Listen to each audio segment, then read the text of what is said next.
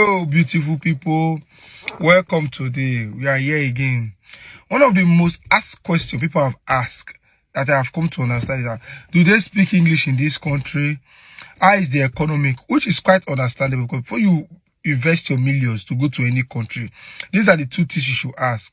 How will I cope? How is the economy? How can I communicate? Which is quite understandable.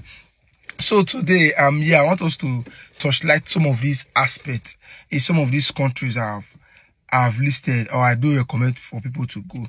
First and foremost, if you want an English-speaking country, you should target Canada, US, Australia, New Zealand, UK, Ireland, and Malta.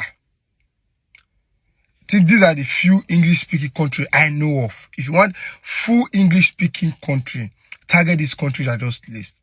But even in Europe, there are also some countries that they may have official language, but they speak English. Example of this country is Netherlands. Netherlands speak English. You can still target countries like Sweden. You can target countries around the Baltic states. I think we can target countries like Finland. What am I trying to make you understand is that before you move to any country that they have official language, it's even advisable for you to know the basic. If you move to the country, if you speak English, you must definitely find people that will communicate in English with you. If you're able to speak English and the language of the countries, it's even an advantage to you more than the citizen.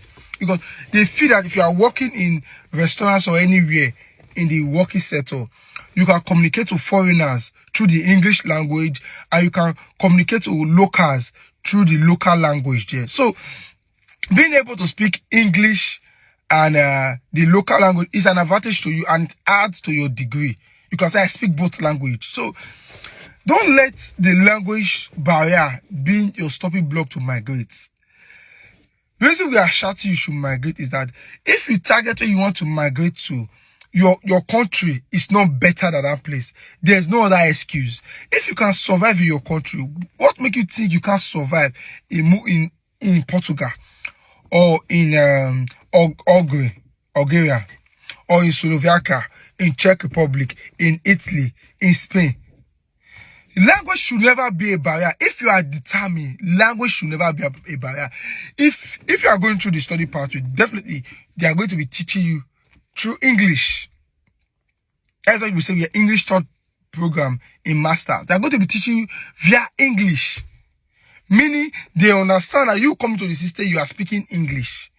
So in those processes where you are learning, you are doing your MSc, you are doing your master, you can start learning the A1 in their language, or these petit English petit language things. I don't just really know how to put it, but you can start learning their language. The easiest one, the basics. Yes, the basics of the language. So don't let language be. Yeah, people say the language. I cannot communicate. Go there first. Learn the basics.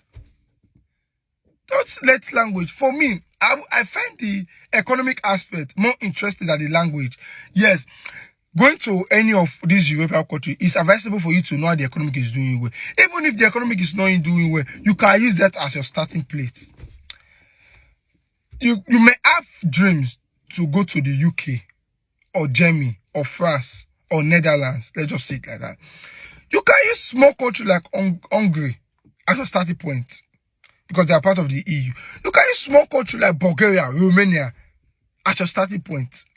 You can even use little countries within the environment as your starting point, so long they are part of the Schengen zone. Because remember, I always advocate you go to the Schengen zone. And you can migrate from one point to the other. Don't let language be a barrier to you. For the economy, don't let it be a barrier to you. You can migrate. Let me give you a simple logic. Portugal, for example, now, before they give you citizenship, it's 5 years. Although they are trying to change it to 10 years. But just imagine, you coming to Portugal the first year, you spend your 1 year there studying, maybe 1 year or 2 years studying.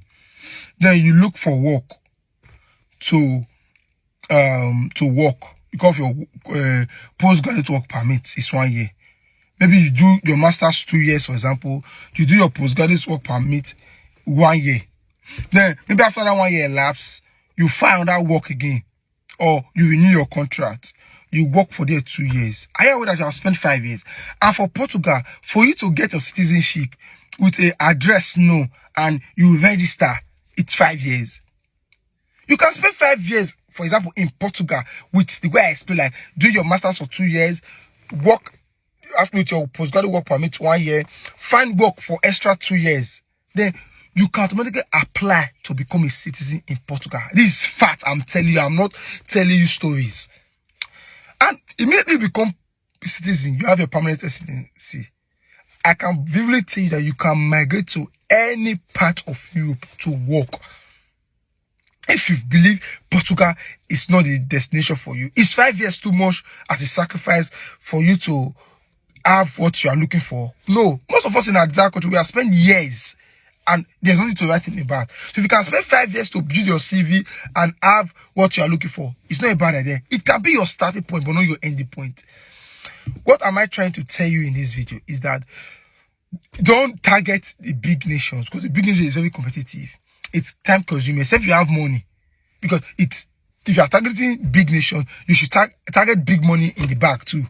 Because you must have big money. And don't forget that the naira has fallen to the extent that if you cut 10 million naira, it's nothing in naira today. So it will be advisable if you don't have money to target these smaller nations, because they give visa easily. They consider the competition is not there. They consider your application faster, and they can also give you what you are looking for. So for me, I believe this is the few things I want you to understand, that it is still best to target a small country at your starting point. See you in the next one.